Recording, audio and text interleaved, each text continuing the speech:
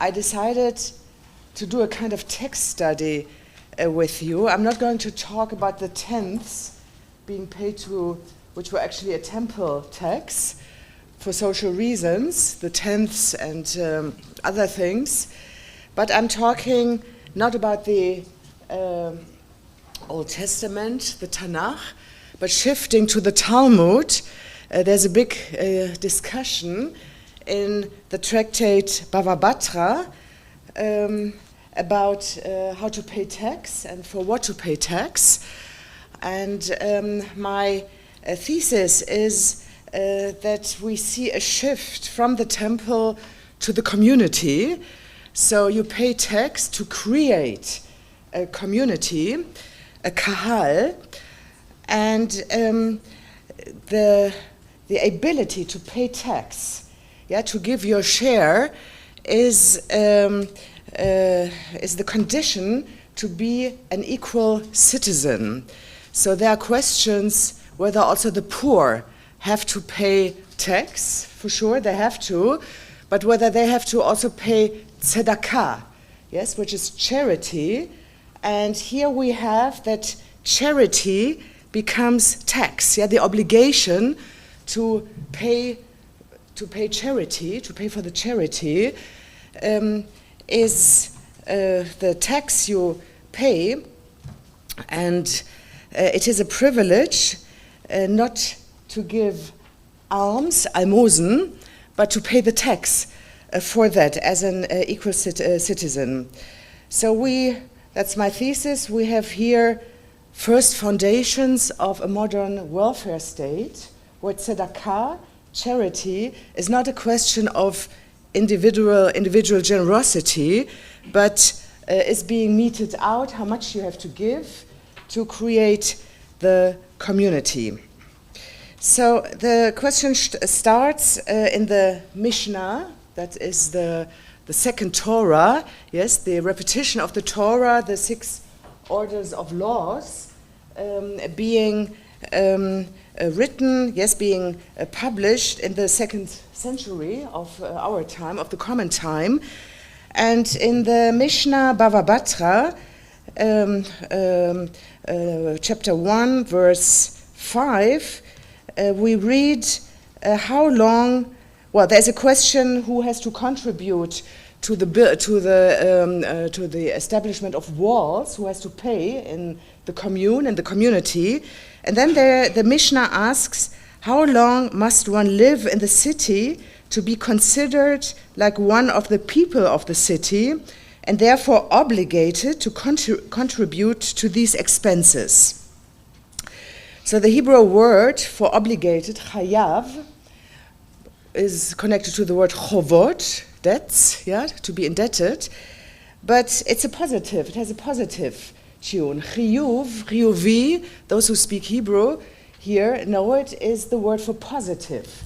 So being indebted is a positive thing, it creates community. So how long do you have to be in the city to start to contribute with these expenses? 12 months. But if he bought himself a residence, a house in the city, he is immediately considered like one of the people in the city.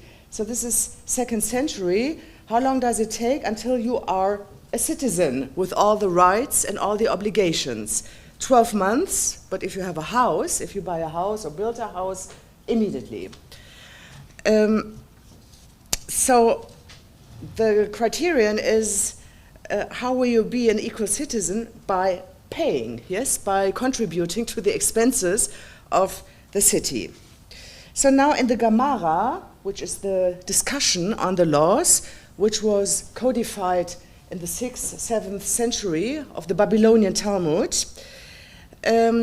they say, so what are the principles, how to find out what the people have to pay? With regard to this issue, Rabbi Elazar asked Rabbi Yochanan, when the residents of the city collect money to build a wall, do they collect based on the number of people living in each house, the family, Or perhaps they collect based on the net worth of each person, yes, the Einkommen. Rabbi Yochanan said to him, they collect based on the net worth of each person. And Elazar, my son, you shall fix nails in this. It's a saying. This is an established halacha, so this became the rule. It's according to the net worth. And you must not veer from it. But there's a second principle. There are those who say that Rabbi Elazar asked Rabbi Yochanan, it's all in discussions, yes, juridical discussions. There are those who say that Rabbi Elazar asked Rabbi Yochanan, when they collect money to build a wall, do they collect based on the proximity of the houses, those who benefit from the wall, that no robbers come or armies or whatsoever, that they are protected? So do they collect based on the proximity of the houses to the wall, so that those people who live closer to the wall pay more? Or perhaps they collect based on the net worth of each person. Rabbi Yochanan said to him, they collect based on the proximity of the houses to the wall, and Elazar, my son, you shall fix nails in this. So we have two competing principles, but they are combined. Those who have benefit from it have to pay more, but in general it goes according to the net worth. We're talking about the 6th or 7th century. I don't want to have a one-to-one discussion whether Jews still do it today. Jews go according to the principle Dina de Malchuta Dina. The law of the state is the law, also for us. But it's interesting to see here the principles, how they discussed it in the 6th or 7th century. So then we have an interesting discussion, who has to pay? Does everybody have to pay? And okay, so Reish Lakish said to him, the sages do not require protection. They are protected from above or by good deeds, yes, the sages, the rabbis. So the sages do not have to pay tax, is a thesis in the discussion, and they have many arguments for it, but it is not clear whether this was so. So, for example, various rabbis who were in charge did request the tax from the sages, but it stayed a contested field. Apparently, other representatives of religions also didn't have to pay tax. I don't know how it was with the church in medieval time and other religious systems, whether they were exempt from taxation. It is a part of this discussion here. It is interesting that in the Talmud, the discussion goes like this: sages are exempt not because they're exempted by the king or by the state, but because they don't need the protection. God protects them because of their good deeds. So, but then it is asked whether the poor people have to pay a tax. And here we have another interesting quote. Rav Yehuda, yes, Rav Yehuda says, all of the city's residents must contribute to the building and upkeep the city gates. And for this purpose, money is collected even from the orphans. That's the word for the poor people. But the sages do not require protection. Again, we have it here, and are therefore exempt from this payment. All of the city's residents must contribute to the digging of cisterns, and for this purpose, money is collected even from the sages. Here, the sages have to pay, since they too need water. So here we have the principle of who benefits has to pay for it, even the sages. Now again to the main part, how long do you have to live in a city to be an equal citizen? The Mishnah teaches, and how long must one live in the city to be considered like one of the people of the city? 12 months. The Gemara, yes, the debate asks, and do we require that one live in a city for 12 months for all matters? But isn't it taught, if one lives in a city for 30 days, he must contribute to the charity platter, from which food is distributed to the poor. In German, you would say die Tafel. It was a kind of tray, and in the evening, the tax collectors or the charity collectors went around and collected food for the poor. So this has to be given after 30 days, according to this text. If he lives there for 3 months, he must contribute to the charity box. If he lives there for 6 months, he must contribute to the clothing fund. If he lives there for 9 months, he must contribute to the burial fund. Yes, with these funds, all these things like clothes and burials are financed. If he lives there for 12 months, he must contribute to the columns of the city for the construction of a security fence. So this is interesting. How do you create the community? By paying tax, and how do you do it? By financing the social funds, I would say, this Sozialwesen. This is the way how you become a citizen in this discussion.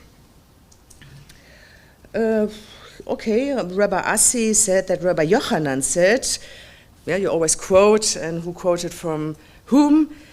So Rabbi Yochanan said, when we learned 12 months in the Mishnah, we learned that with regard to contributing to the columns of the city, money used for protecting and strengthening the city, but not for other matters. Okay, but the other matters we have just heard. So now it goes on, and Rabbi Assi says that Rabbi Yochanan says, all are required to contribute to the columns of the city, and money is collected for that purpose, even from the orphans. But the sages are not required to contribute, since the sages do not need protection. Again, this sentence. Rav Papa said, money is collected even from the orphans for the city wall, for the city horsemen, and for the guard of the city armory. But the sages do not require protection. The principle of the matter is money is collected even from orphans for anything from which they derive benefit. It is reported that Rabbah imposed a contribution to a certain charity on the orphans of the house of Bar Marion. Abaye said to him, but didn't Rav Shmuel Bar Yehuda teach one does not impose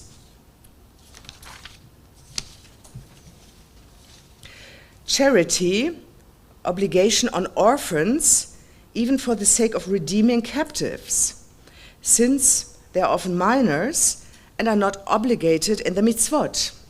So isn't it also contradictory to impose a charity on the orphans, on the poor people, because they are also the recipients of the charity? Isn't it contradictory to ask from them the charity? By the way, it was a minimal price, a 3rd shekel, a symbolic donation to the charity. There was a minimum charity to be given.